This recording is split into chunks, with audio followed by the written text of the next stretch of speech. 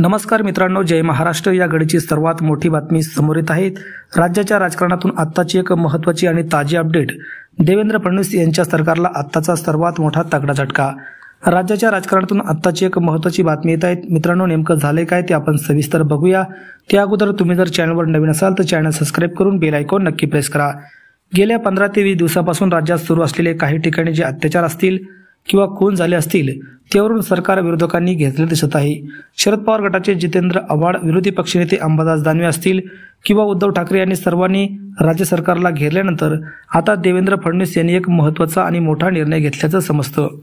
संतोष देशमुख यांच्या हत्येप्रकरणी देवेंद्र फडणवीस यांच्या सरकारमधील मंत्री धनंजय मुंडे यांच्यासोबतचे वाल्मिक कराड यांच्यावर आरोप झाल्यानंतर देवेंद्र फडणवीस यांच्या मंत्रिमंडळात धनंजय मुंडे नको, अजित पवार तुम्ही त्यांना बाहेर काढा अशी गावकऱ्यांनी मागणी केल्यानंतर आता अजित पवार आणि देवेंद्र फडणवीस यांच्या महत्त्वाच्या बैठकीनंतर देवेंद्र फडणवीस हे धनंजय मुंडे यांचा राजीनामा मागणार असल्याची महत्त्वाची सूत्रांची माहिती आपल्याकडे आलेली आहे।